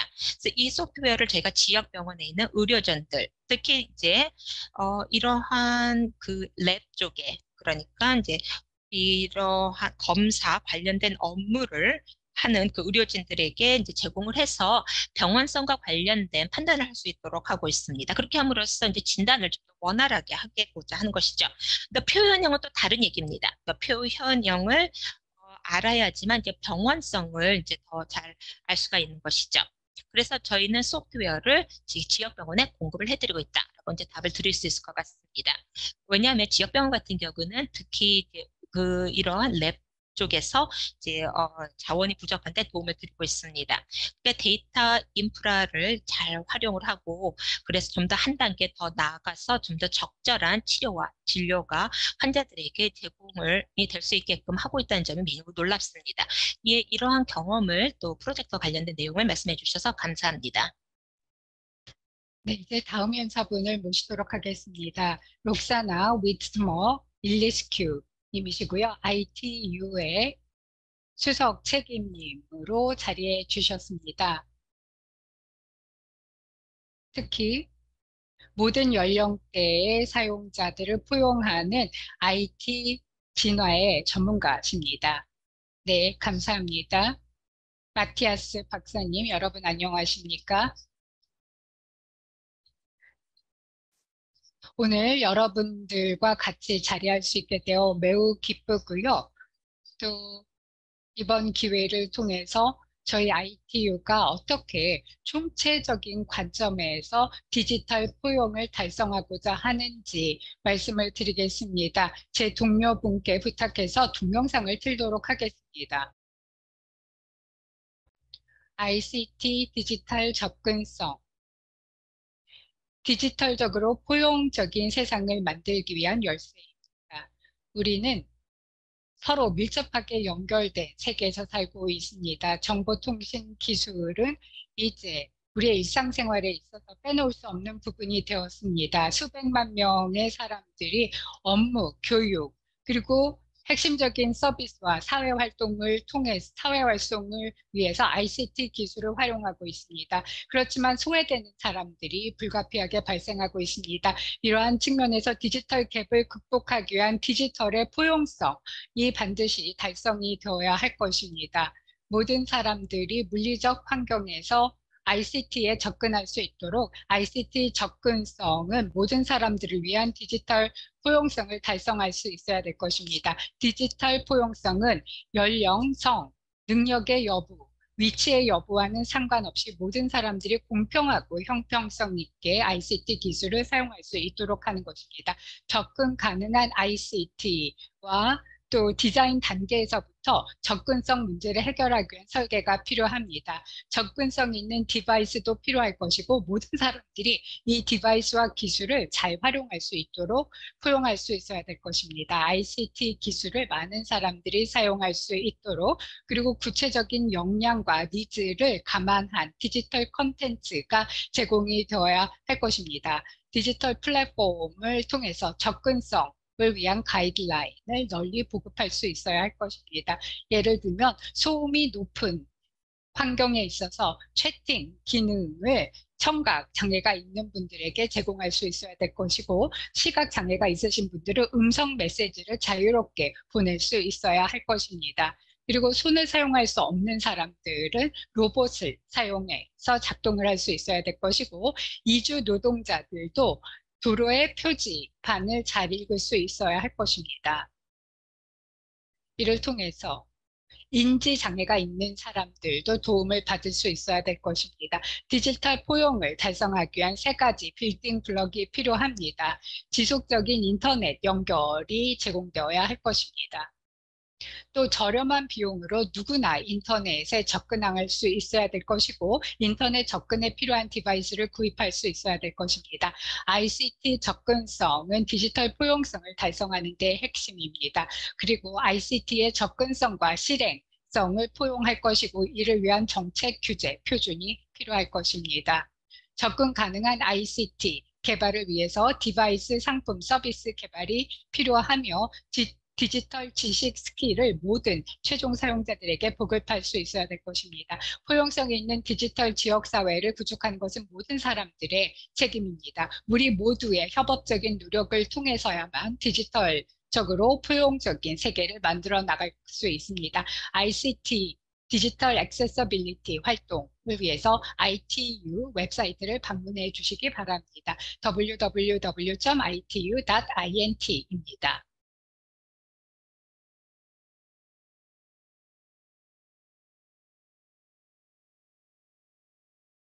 네, 고맙습니다. 예, 우리가 살고 있는 세계는 이제 디지털화가 되고 있고요. 그리고 또 이제 정보통신은 지금 그 보편적인 디자인 원칙에 따라서 지금 이제 개발이 되고 있고 만들어지고 있습니다. 이를 통해서 좀 더 포용적인 그리고 또 나이 친화적인 그러한 환경을 만들어서 이제 노년층들의 삶을 현재 그리고 미래의 노년층들의 삶을 좀 더 행복하고 더 건강하게 이제 만들고자 하는 것이 우리의 목표입니다. 사실 노령화 또는 이제 고령화는 굉장히 중요한 주제가 되고 있습니다. 모든 전 세계 의료 정책 입안자들인지 의사 결정권자들에게 모두 중요해지고 있는 것이 바로 노인 인구가 전 세계적으로 빠른 속도로 증가를 하고 있기 때문에 그렇습니다. 그리고 또 유럽이나 북미 그리고 아시아 태평양 지역 같은 경우는요, 인구의 4분의 2, 4명 중 1명이 65세 이상이 될 거라고 합니다. 이러한 이제 세계 인구의 그 구조가, 상황이 사회 경제적인 상황을 완전히 바꿔 놓을 것이고요. 따라서 우리는 지금 이제 솔루션을 마련을 해야 될 것입니다. 이전 이제 연사분들의 이제 발표를 이제 들으면서 이게 정책 차원에서 각국별로 이제 방안을 마련하고 있다는 점을 듣고 참 기분이 좋았었습니다. 그때 그 어느 때보다 기술이 제공하는 기회가 평등하게 제공되는 것이 굉장히 중요하죠. 아까 이게 동영에서 이제 보신 것처럼 누구든지 접근 가능하고 또 저렴한 가격으로 평등하게 제공이 되어서 나이가 어떻게 됐던 성별이 어떻게 됐던 뭐 기술 사용 능력이 있던지 어느 지역에 살던지 간에 또는 이런 기술 사용할 수 있는 또 그런 기술이 있던지 없던지 있던지 상관없이 제공이 되는 겁니다. 만약 의사결정권자와 정책 위반자들이 적절한 조치를 취해서 그리고 프로그램 마련해서 이러한 기술들을 활용할 수 있게끔 도움을 주지 못한다면 사실 포용적인 사회를 만들어서 이런 디지털 사회와 그리고 경제에 이러한 능력이 없는 분들이 참여하는 것이 더 어려워질 것입니다. 제가 이제 말씀드리고 싶은 것은요. 기술은 우리의 세계를 아주 급진적으로 바꿔놨다는 것을 아실 겁니다. 우리가 일하는 부분, 우리의 사교적인 부분, 교육 부분, 뭐 여러 가지 분야가 모두 이제 디지털적으로 영향을 받고 있는데 우리는 사실 그렇기 때문에 이런 기술로 인한 이런 혜택에 계속해서 접근하기를 원할 겁니다. 특히 나이가 들어갈수록 더 그럴 것입니다. 건강 부분이 더 그렇죠. 한마디로 이것은 살기 위한 권리입니다. 지금처럼 살 수 있는 권리를 얘기하는 것이죠. 우리 일상생활이 사실 디지털 분야에서 많이 이루어지고 있습니다. 그렇기 때문에 ICT 기술에 접근을 하고도 활용하는 것은 결국은 인권의 문제인 것입니다. 이러한 권리를 존중하기 위해서는 모든 디지털 제품과 그리고 이제 서비스가 모든 사람들에게 이제 제공이 됨에 있어서 모두 접근 가능할 수 있도록 해야 되는 것입니다. 그러니까 보편적인 디자인이 이제 기술적인 분야에서 이루어져야 되는 것입니다.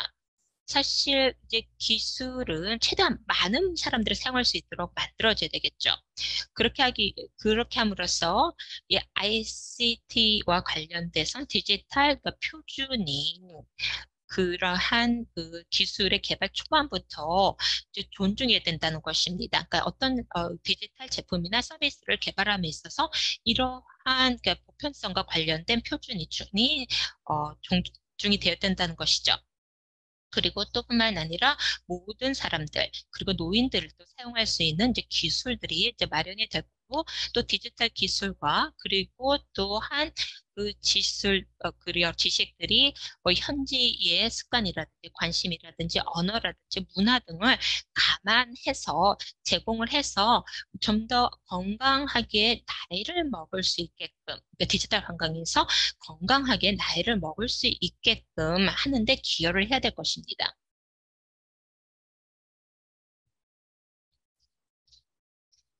제가 이 주제에 대해서 더 말씀을 드릴 수도 있을 것 같은데 혹시 질문이 있으시면 질문을 받을 수도 있을 것 같은데 제가 좀 질문을 드리도록 하겠습니다. 대부분 제 환자들은요, 뭐 60대, 이제 70대이신 분들이신데요. 그렇기 때문에 이 환자분들이 뭐 ICT나 뭐 인터넷 등으로부터 어떻게 혜택을 받을 수 있을지에 관심이 많습니다. 이러한 디지털 기술들이 어떻게 노인 환자분들에게 도움을 줄 수 있을 거라고 보시는지 예, 훌륭한 질문 고맙습니다. 사실 이러한 디지털 기술은 사실 노인분들만 위한 것은 아니죠. 어, 제가 좀 소개를 좀 드리고 싶은데 우선은 신체적인 건강을 개선함에 있어서 ICT 그러니까 뭐 웨어러블 뭐 기술 등이 아니면 또는 이제 디지털하게 제공이 되는 뭐 운동 방식 뭐 이런 것도 도움이 될 수 있습니다.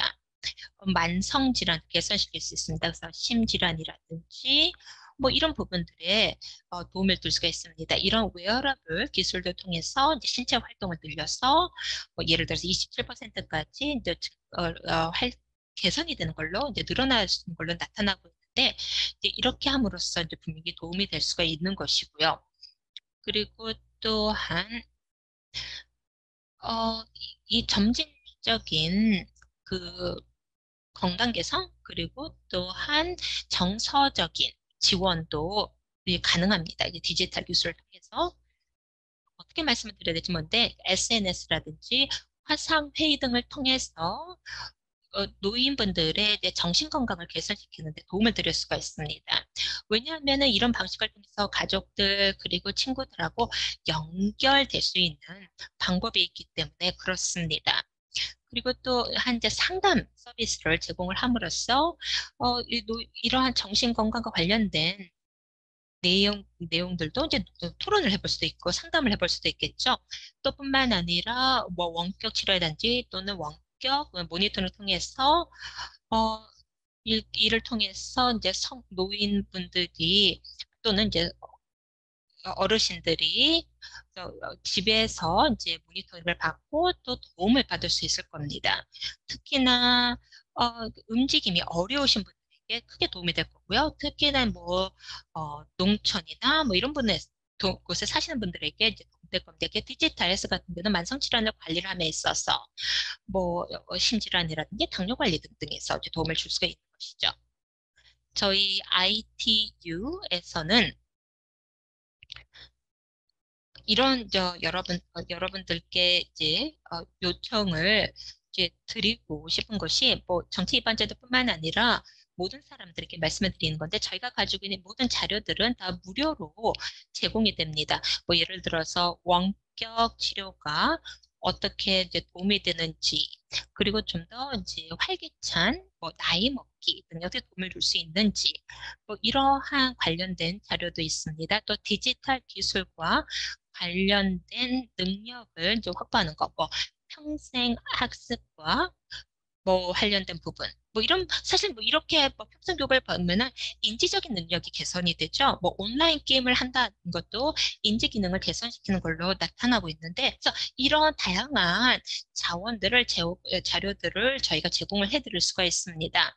뭐 GPS 내비게이션 시스템 등을 통해서 제공을 해드릴 수도 있고요. 또 가정 내에서 어떻게 안전하게 살 수 있는지, 지낼 수 있는지 관련된 뭐 모니터링 시스템과 관련된 저희 자료도 가지고 있습니다. 특히나 이제 혼자 사시는 노인분들을 위해서 이제 가정 내에서 모니터링 할 수 있는 뭐 그런 자료, 또 내용들도 저희가 갖고 있습니다.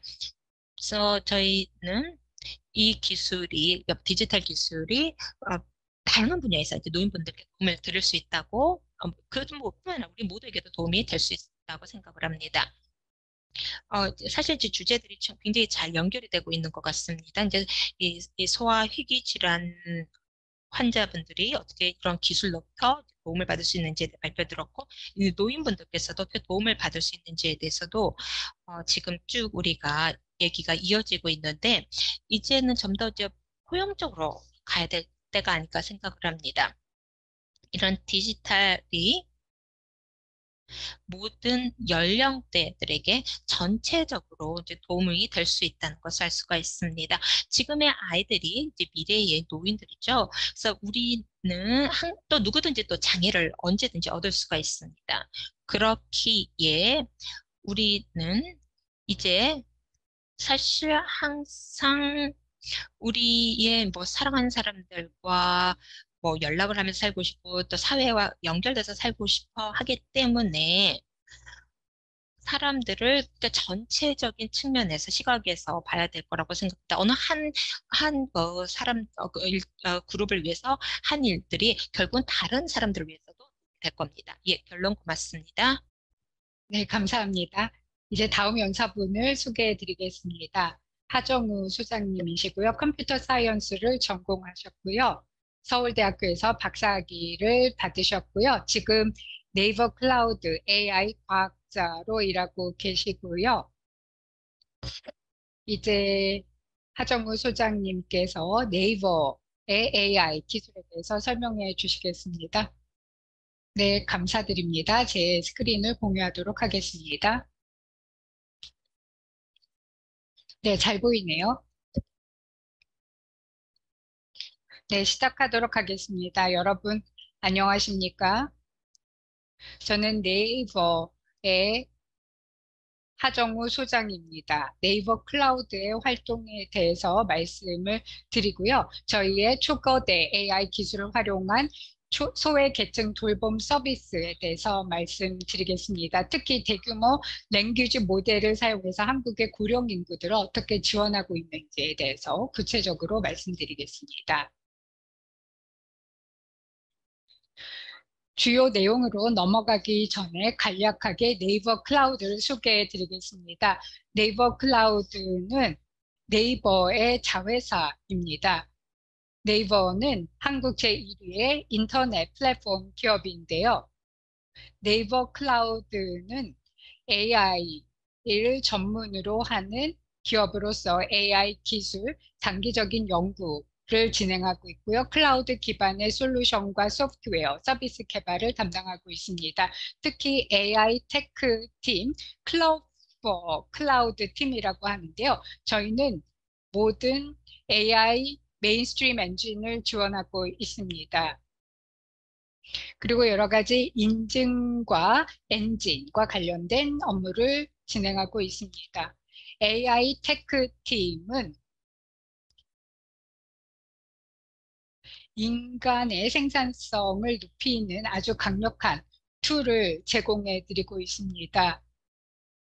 저희 팀은 2020년 3월에 출범을 해서 AI 기반의 대화 서비스를 제공을 하고 있는데요. 이 기술은 코로나19 팬데믹과 관련해서 격리 서비스 지원에 활용이 되었습니다.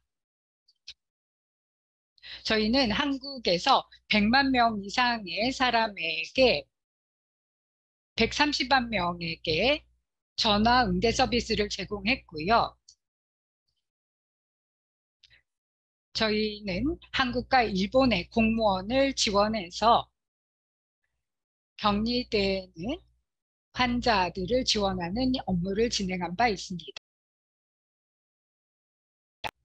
오픈 AI가 2020년 5월에 발표된 이후로 많은 분들이 새로운 AI 시대가 열렸다고 생각을 하고 있습니다. 초거대 생성 AI 시대가 되었는데요. 초거대 AI는 파운데이션 모델이라고 할 수 있습니다. 왜냐하면 이는 대규모 모델로서 아주 대규모의 데이터를 가지고 트레이닝이 되어서 여러 가지 다양한 애플리케이션의 근간이 될 수 있기 때문입니다. 1년 내에 파운데이션 모델과 생성적 AI가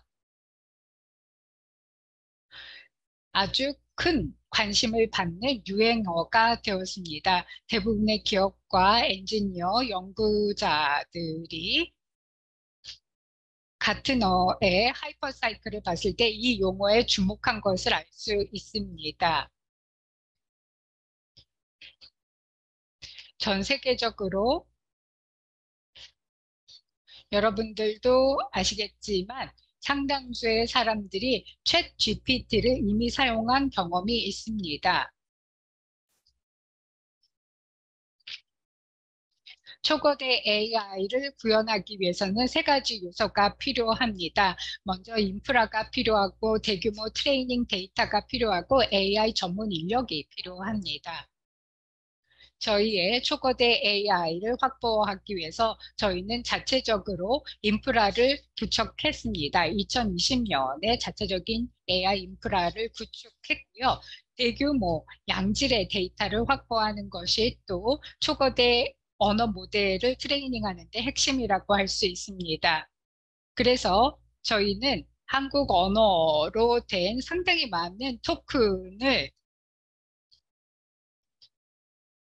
확보를 해서 6,500개 배가 넘는 한국어 데이터를 확보를 했습니다. 결국 저희가 한국어로 된 언어 트레이닝 데이터를 최대한 많이 확보를 해서 초거대 언어 모델을 검증할 수 있었고, 이러한 데이터는 한국의 집단적인 인텔리전스 데이터에 기반이 됩니다.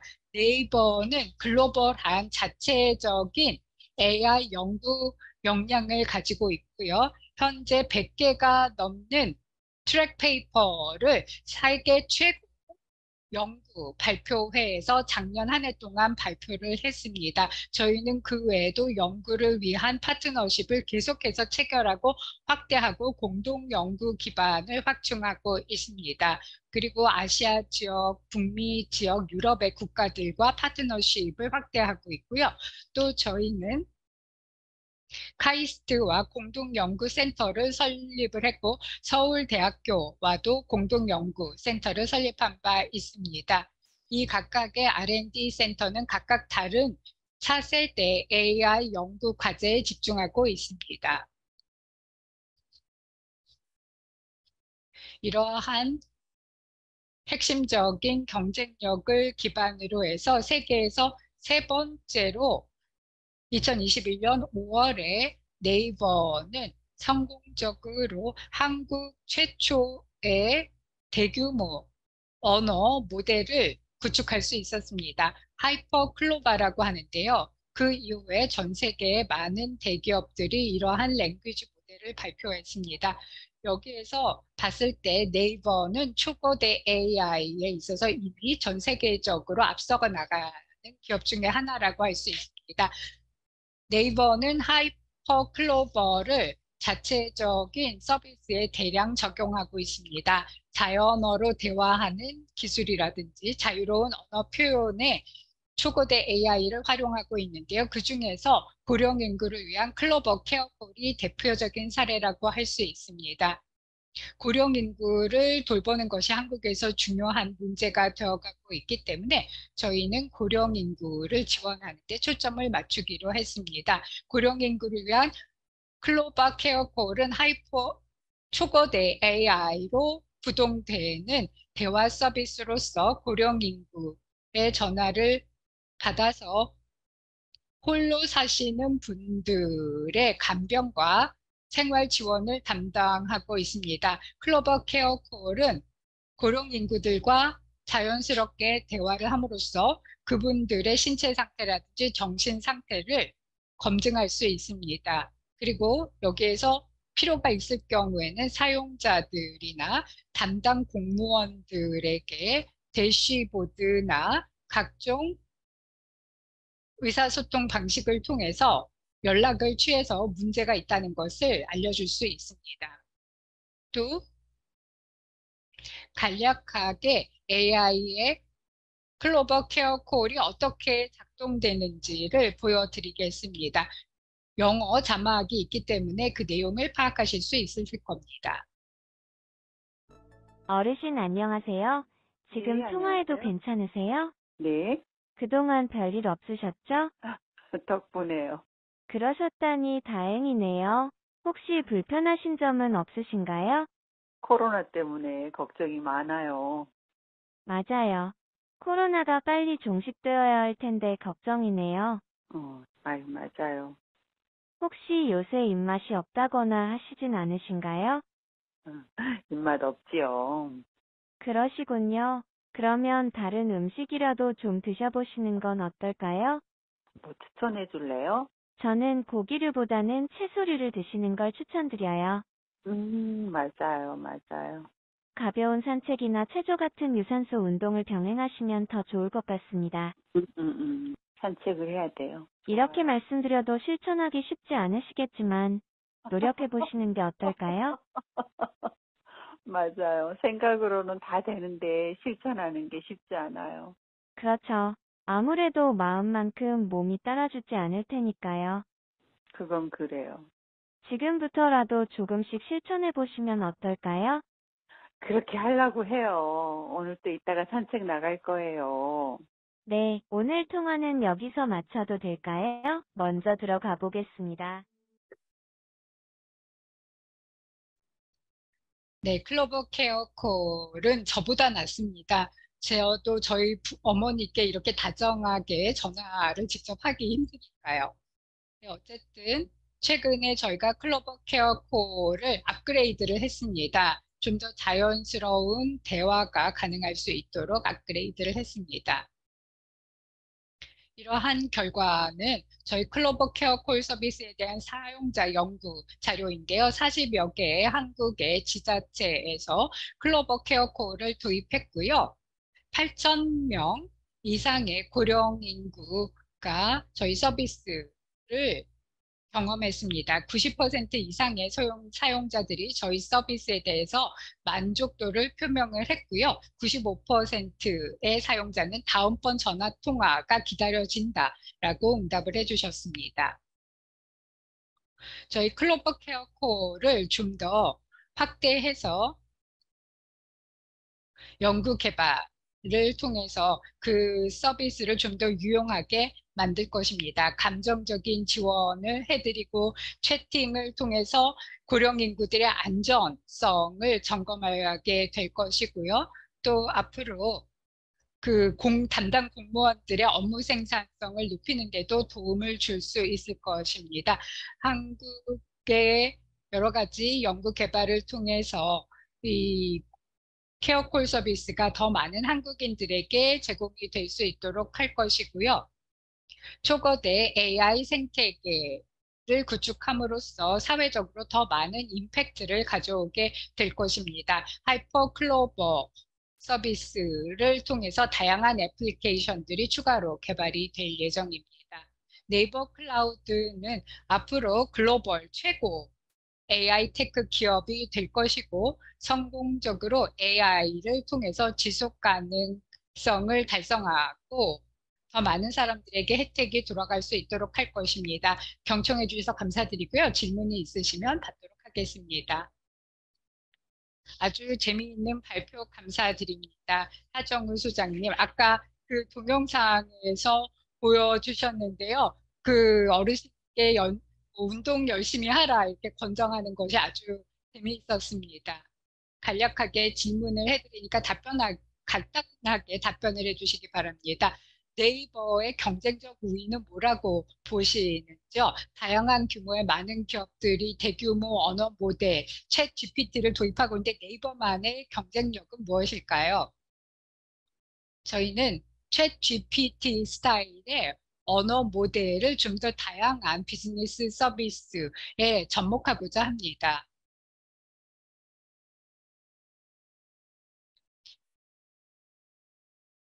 지금 이 시점에서 저희의 여러 가지 계획을 다 말씀을 드릴 수는 없지만은요. 저희는 일부 애플리케이션에 대한 케이스 스터디를 진행하고 있고 올해 말, 그리고 상반기 말인 6월 중에 일부 애플리케이션이 저희 언어 모델을 기반으로 개발이 될 것이고요. 또 챗 GPT와 또 접목되는 부분도 있을 것입니다. 감사합니다. 하정우 소장님 훌륭한 발표 잘 들었습니다. 자, 마지막 연사분을 모시도록 하겠습니다. 이인구 대표님이시고요. 이제 현재요. Eq4All의 설립자이시고 또 대표로서 활동하고 계신데 바로 한국에서의 이제 청각장애인들을 위한 이제 수어 관련된 번역에 대해서 말씀을 해주시겠습니다. 예, 소개 고맙습니다. 마타이아스님. 예, 발음하기가 좀 어렵네요. 네네. 예, 잘하셨습니다. 제 화면 공유하도록 하겠습니다. 예, 제 화면이 풀 스크린으로 보이시는지요? 네, 잘 보이고 있습니다. 예, 오늘 저는 여러분들에게 이제 수어 기술에 대해서 말씀드리고 그 또 사회적인 영향에 대해서 말씀을 드리도록 하겠습니다. 예, 이제 수어와 관련된 그 여정을 한번 같이 밟아보도록 하겠습니다. 예, 전 세계적으로 이제 청각장애 또는 난청에 있는 사람들의 수가 4억 6,600만입니다. 그리고 그 숫자는 증가하고 있고요. 그리고 71개국에서 수어는 공용 언어로 인정이 되고 있고 한국도 마찬가지입니다. 그리고 또 한 청각장애인의 3분의 2 정도가 이제 수어를 모국어처럼 사용을 하고 있습니다. 그리고 또 이분들은 이제 문자, 텍스트를 읽는데 어려움이 있으시기 때문에 이 수어 같은 경우는 정보에 대한 접근 그리고 이제 의사소통을 위해서 매우 중요하다고 볼 수 있는데, 자, 이 수어 기술은 번역 기술은 무엇일까요? 아마 이렇게 생각해 보시면 보시는 바와 같지 않을까 생각하는데 한번 자세하게 보도록 하겠습니다. 첫 번째가 이제 번역 엔진입니다. 아바타의 수어 번역 기술 같은 경우는 4단계를 거쳐서 발전을 해왔습니다. 첫 번째가 풀 모션 캡처입니다. 이건 아바타에 맞추어서 이 수어를 이제 캡처링해서 매핑을 하는 것인데 보통 한 페이지를 위해서 한 20일에서 40일 맨데이가 필요합니다.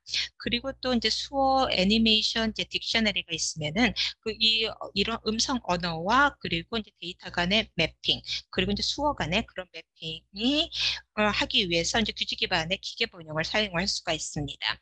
그런데 이런 엔진의 결과는 최상은 아니기 때문에 이제 사람이 이제 수정을 또 해야 됩니다. 그리고 또 이제 인공신경망 기반 같은 경우도 이제 뿐만 또 이제 사용이 이제 될 수가 있는데 이를 한 이제 자료가 있다는 것이 문제입니다. 그리고 또 인공신경망 기계 번역도요. 이러한 이제 교육을 위한 데이터가 많던지 아니면은 좀 더 작은 데이터셋을 위한 새로운 이제 번역 기술이 있으면 이제 가능하다고 볼 수가 있습니다. 수어 아바타입니다. 사이닝 아바타인데요. 이 수어 스크립트와 아바타 플레이어로 구성이 되어 있습니다. 수어 스크립트 같은 경우 레마하고요. 그 다음에 주손 그리고 이제 덜 쓰는 손 그리고 이제 비수지 이제 신호 등으로 이제 구성이 되어 있습니다. 그리고 지금 보시는 것이 이제 수어 엔진으로 이제 인풋이 이제 문자가 텍스트가 인풋이 되고요. 그리고 결과로서 나온 것이 수어 스크립트입니다. 근데 이제 저희 이러한 학습용 그 데이터셋이 이런 식으로 이제 만들어져야 되는데요. 우선은 이런 식으로 먼저 촬영을 하게 됩니다. 이제 수어 관련된 이제 언어 전문가들이 레마별로 이제 라벨링을 하고요. 또 비수지 이제 신호에 대해서 라벨링을 하게 됩니다. 시간이 굉장히 오래 걸립니다. 그러니까 보통 이제 음성 언어를 이제 번역하는 것보다 이러한 이제 수어를 이런 문자를 이제 수어로 이제 번역하는 데는 한 100배 더 많은 자원이 필요합니다. 그리고 제가 22만여 개의 이제 학습용 이제 데이터 세트가 이제 다행히도 한국에는 이제 확보가 되어 있습니다. 지금 보고 계시는 것이 이제 어떻게 해야 되는지 보여주는 슬라이드가 되겠습니다. 고교 프로젝트가 있어서요. 그 텍스트가 이제 인풋이 돼서 이제 번역 엔진으로 가게 됩니다. 그리고 이제 번역된 결과는 이를 이제 수정할 수 있는 플랫폼, 그러니까 리비전 플랫폼으로 가게 됩니다. 그럼 이제 수정된 이제 수어 스크립트와 플레이어가 고객에게 전달이 되는 것이죠. 또 이러한 플랫폼에 이제 플라이1 같은 경우에 보시는 것처럼 고교 프로젝트에서 시작이 됩니다. 고교 프로젝트가 많을수록요, 더 많은 이력 데이터를 확보를 할 수가 있게 되겠습니다. 이력 데이터 같은 경우는요, 이제 학습용 데이터셋으로 쉽게 전환이 될 수가 있습니다. 그래서 따라서 이제 학습용 데이터도 이제 늘어나는 것이죠. 그렇게 되면은 이제 이 번역 엔진이 더 그 기능이 좋아지는 것이고요. 그리고 사람이 수정해야 되는 업무도 줄어들게 되고요. 따라서 이제 줄어들 것입니다. 비용이 이제 줄어들게 되면 더 많은 이제 프로젝트가 생기게 되겠죠. 고객 프로젝트가 많아지면은 그만큼 더 많은 사회적 가치가 생성이 되었다는 것을 의미하는 것일 겁니다. 번역 기술은 계속해서 이제 발전을 하고 있고요. 저희가 이러한 난청 그리고 이제 청각장애가 있는 분들은 다양한 이제 솔루션들을 저희가 개발을 하고 있는데 지금 각 프로젝트별로 얼마만큼이 이제 번역이 되고 있는지 먼저 봐주시길 바라는데 2019년도에는 2에서 4페이지였는데요. 2022년에는 200페이지 정도가 되겠습니다. 그런데 이 프로젝트와 관련된 예산, 그러니까 아바타 수화와 관련된 예산 자체는 줄어들었음에도 불구하고 번역된 페이지 수가 이렇게 늘었습니다. 자, 저희가 가지고 있는 솔루션을 좀 보여드리고 어떻게 사회적 가치가 만들어질 수 있는지 보도록 하겠습니다. 기차 안내 방송과 관련된 것이 이제 첫 번째 솔루션이 되겠는데요. 그래서 기차에 따면은 이러한 재난과 관련된 방송이 있을 겁니다. 5호차, 6호차에 화재가 있으니 빨리 피하십시오. 라는 안내 방송이 있을 수가 있는데, 근데 청각 장애가 있는 분들은 이 소리를 수가 없지요. 그래서 저희가 개발한 시스템이 바로 이 시스템입니다. 이 기차역이라든지 아니면 기차에 이제 승차를 했을 때 핸드폰에 팝업 스크린이 떠서 푸시 메시지를 안내 방송에 대한 푸시 메시지를 받겠느냐 하는 것이 뜹니다. 그래서 yes라고 하면요. 안내 방송이 있을 때마다 이것이 바로 이런 소리가 텍스트로 바뀌게 되고 텍스트가 바로 이제 수어로 이제 바뀌게 되고 그리고 이제 아바타가 이제 수어로 알려주게 되는 것입니다. 한국의 지하철 그리고 고성 열차 그리고 이제 박물관 등의 상공에서는 이러한 이제 솔루션이 지금 구현이 되고 있습니다. 암스테르담하고 비엔나에서도 비슷한 프로젝트가 진행이 되고 있습니다. 두 번째 솔루션은 바로 베리어 프리 키오스크가 되겠습니다. 이 키오스크는요, 청각장애가 있거나 시각장애가 있거나 신체적으로 장애가 있는 분들을 위해서 만들어진 키오스크입니다. 음성 챗봇 시스템도 있고요. 또 브라이유 키보드가 있어서 시각장애가 있는 분들도 원하는 것을 선택을 하실 수가 있습니다. 지금 보시는 것 같죠? 챗봇에서 물어봅니다. 뭘 드시겠습니까? 1번은 빅맥, 2번은 치즈버거. 이렇게 안내 말씀을 해주는 것이죠.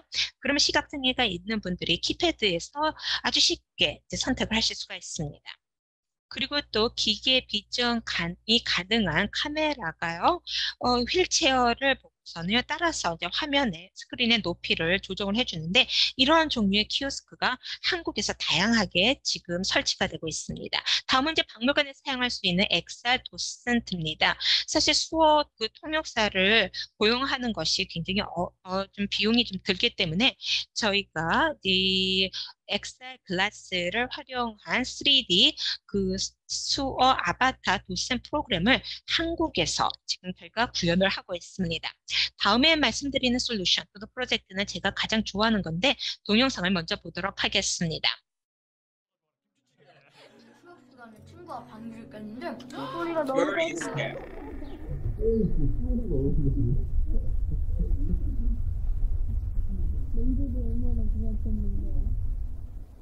청각장애인 아동의 90% 이상이 성인 가족에서 태어났습니다. 개굴개굴 초록 개굴이 물속에선 어프어프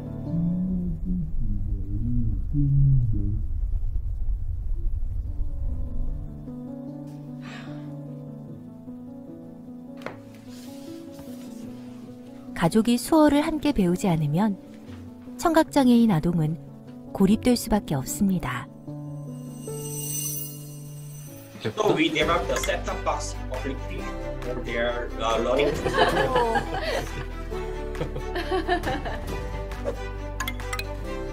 The signing came with a webcam and machine vision, half them for immersive learning experience.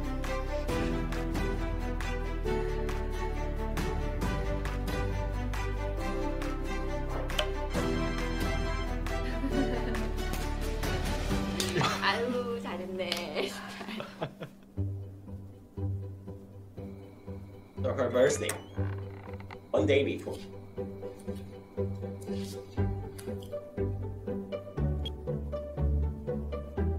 생일 축하를 수어로 어떻게 해? So voice recognition for dictionary search is implemented. 생일 축하합니다.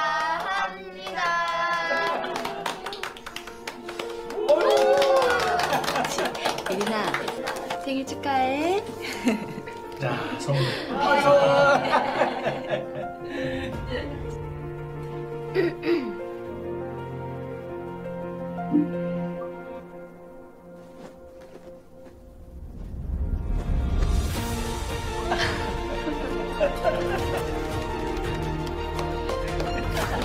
청각장애인 가족의 소통을 돕습니다. 더불어 사는 세상을 만드는 따뜻한 과학기술 EQ4월. 자, 마지막 솔루션 또는 프로젝트를 소개를 좀 해드리도록 하겠습니다. 지금 웹이 많은 분들이 가장 많은 정보를 얻는 곳인데, 근데 현재는 텍스트로만 제공이 되고 있습니다. 저희는 이러한 웹 액세시빌리티 솔루션을 정부 지식 포털 쪽을 위해서 지금 구현을 하고 있습니다. 그렇게 함으로써 이제 청각장애가 있는 분들이 이제 향후에도 이제 필요한 정보를 얻을 수 있을 것입니다. 이제 화기정통부 쪽에서는 지금 이제 청각장애가 있는 분들을 위해서 더 많은 이제 프로젝트를 진행을 할 예정이고 또 진행을 또 하고 있습니다. 그래서 뭐 쓰나미라든지 지진과 같은 이제 재난이 방송이 있었을 때 여기에 대해서 모든 사람들이 정보에 접근할 수 있다는 것은 굉장히 중요한 것이죠. 그리고 또 뿐만 아니라 이제 응급실 같은 경우에서는 의료 서비스와 관련돼서 이제 수어가 제공이 이제 될 수 있게끔 하는 것도 중요한데, 이러한 것도 저희가 이제 솔루션을 통해서 제공을 하고자 하는 것입니다. EQ4는 평등한 사회를 이제 꿈꾸는 사회 소셜 벤처가 되겠습니다. 저희는 이제 지속 가능한 이제 사회적인 가치 생성을 위해서 이제 경제적인 가치도 만들면서 또 사회적인 가치도 만들어가고자 하고 있습니다. 그래서 저희는 이제 기술을 통해서 다양한 불평등을 해소하기 위한 SDG 4와 그리고 이제 10번을 달성하는데 기여를 할 수 있을 거라고 생각을 합니다. 저희의 아바타, 수어, GIF 등을 통해서 이제 SNS를 청각장애가 있는 분들도 활용할 수 있게끔 해드릴 수 있을 겁니다. 예, 감사합니다. 이 이메일 주소로 언제든지 연락 주시면 되겠습니다. 고맙습니다. 예, 고맙습니다. 대표님, 훌륭한 발표였습니다.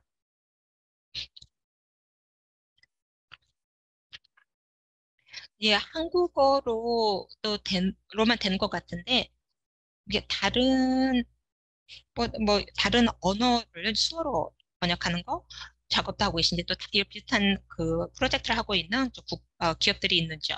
71개국이요, 수어를 공용어로 지금 인정을 하고 있다라고 말씀을 드렸는데요. 이 중에서 한 50% 정도의 국가에서 저희와 같은 업체나 대학이 있습니다. 저희가 미주 쪽에서도 프로젝트를 하고 있는데, 아직까지 유럽 쪽의 수어와 관련돼서는 아직 프로젝트를 진행해 보지는 못했습니다. 연사 모두들 고맙습니다. 훌륭한 발표 해주셨습니다. 이제 뉴런 네트워크 신경망 쪽으로 넘어가 보도록 하겠습니다. 이제 청중분들이 질문을 해주시고 또 모든 연사분들이 답변을 해주시면 되겠습니다. 지금까지 참여해 주셨던 모든 분들 훌륭한 토론과 발표 감사드립니다. 그리고 대한민국 과학기술정보통신부에게 감사의 말씀을 드리겠습니다. 오늘 행사를 공동 주최해 주셔서 감사드리고요. AI Good Summit이 6월 6일, 7일 열릴 것입니다. 제네바에서 열릴 예정이고요. 여러분 모두 참여하시면 큰 도움이 되시리라 생각합니다. ITU 모든 스태프 여러분들께도 감사의 말씀을 드리겠습니다. 여기까지 진행하도록 하겠습니다. 여러분 감사합니다. 나머지 시간 즐겁게 보내시기 바랍니다. 감사합니다.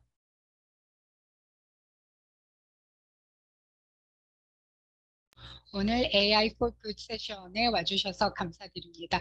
여러분 오늘 이벤트에서 많은 도움을 받으셨기를 바랍니다. 이 대화를 라이브 비디오 뉴럴 네트워크에서 계속 이어가도록 하겠습니다.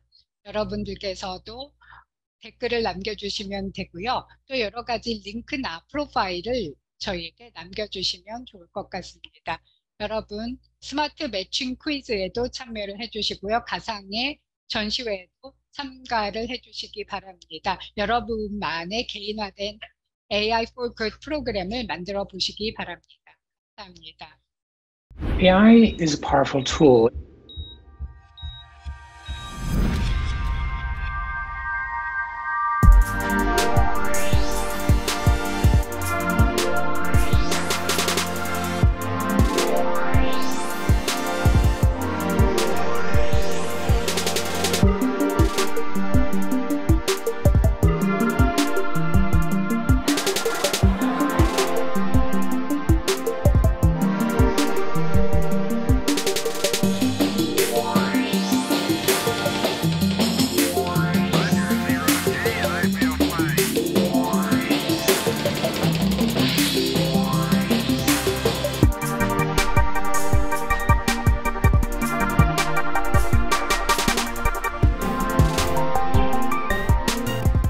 This summit can help ensure that artificial intelligence charts a course that benefits humanity and bolsters our shared values.